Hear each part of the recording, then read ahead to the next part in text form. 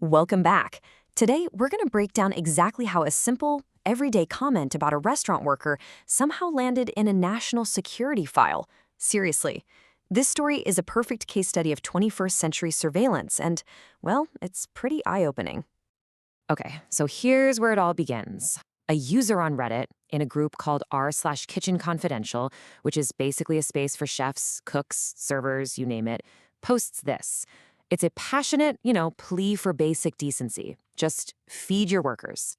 And this is what the Department of Homeland Security contractors saw. They labeled that comment anti-government extremist rhetoric. I know, right? It sounds completely unbelievable. So the big question is, how in the world do you get from A to B? Let's unpack that.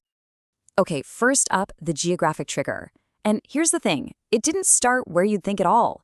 That kitchen comment, that wasn't the spark. So if it wasn't that comment, what actually put this person on the radar? The surveillance system wasn't digging through cooking forums for threads.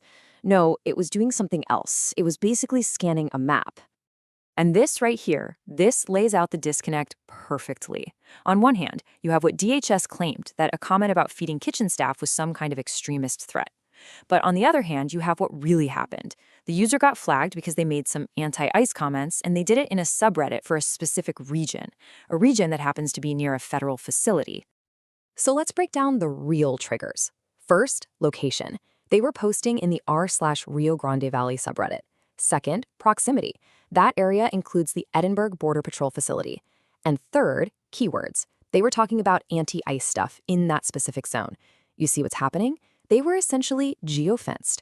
Their location turned what should be protected speech into a matter of force protection. All right, so once a user is flagged, that's when the real dragnet gets cast. It's like a digital vacuum cleaner sucking up their entire online life to build a profile. Let's see how this whole dossier comes together. So to build this profile, the contractors pulled out a tool straight from the military counterinsurgency playbook. It's called human terrain mapping. This is a technique designed for war zones to map out the social and political landscape of what they consider a hostile population. And they applied this doctrine to a regular American citizen, a service industry worker, basically treating them like an enemy combatant. And the process is chillingly methodical. Step 1, the initial flag goes up because of those anti-ICE posts in that specific subreddit. Step 2, a dossier is commissioned. Contractors are literally tasked to build a full sociological profile. And then step 3, the total scrape. They vacuum up the user's entire Reddit history. Not just the political stuff, but everything, including, you guessed it, our Kitchen Confidential. So you see, that kitchen comment was never the cause. It just became more grist for the mill. Now, this is where things get really wild. We have to talk about the doctrine they use to justify all this, because it's all about how meaning gets completely twisted. It's called force protection. Now, this is a doctrine straight out of a war zone like Baghdad. The core assumption is that you're in a hostile environment and the surrounding civilian population is a potential threat. So what happens when DHS applies that thinking to a place like the Rio Grande Valley? Well, they stop seeing the local population as citizens with rights. Instead, the whole area becomes a battle space to be managed. Just look at this translation table. It's incredible. What the user actually said, feed your staff, this is a non-negotiable. How DHS interpreted it, anti-government extremist rhetoric. The user says something like, heard 86 house, just move on. That's just kitchen slang for a restaurant closing. And it gets twisted into destabilization narratives. General frustration about the economy, about work, that's seen as radicalization indicators. A simple demand for a boss to be accountable becomes a rejection of the entire state. This quote from the report just nails it. It says, the analyst did not ask, is this line cook actually dangerous? They asked, does this data point fit the keywords? And that gets to the heart of the entire problem. The report calls it bureaucratic thoughtlessness. It's when the process becomes the point. Filling a quota for threat reports is more important than actually thinking about whether there's a real threat. So you might be wondering, how is this even possible? Well, you need a massive privatized tech infrastructure humming away behind the curtain. Let's look at the architecture of this thing. You've got the Brain, which is a database from Palantir Technologies. Then there's the Field app, also from Palantir, that lets agents access these dossiers on the go. You have the actual human analysts, in this case, about 30 contractors. And then there's the fuel for the fire. The data itself, which often comes from commercial data brokers selling your location data from everyday apps. And the whole thing is held together by a special legal tool that lets them bypass judges.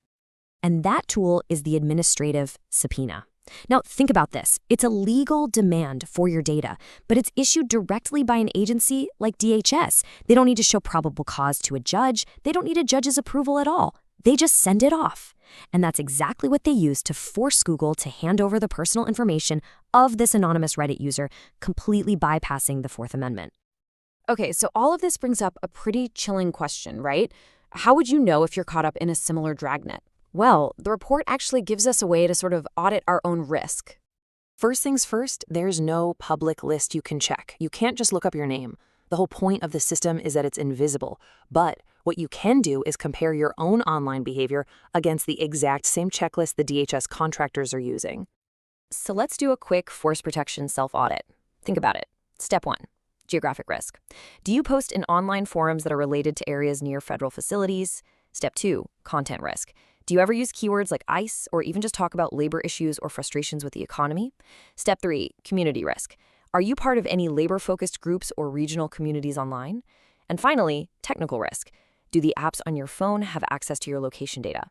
The report suggests that if you're checking off several of these boxes, your risk of having a profile built on you goes way up.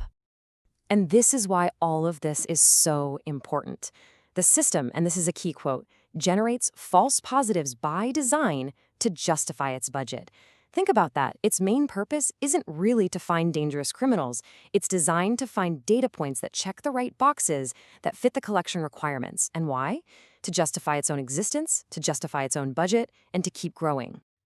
So in the end, this one case study forces us to ask some really big questions.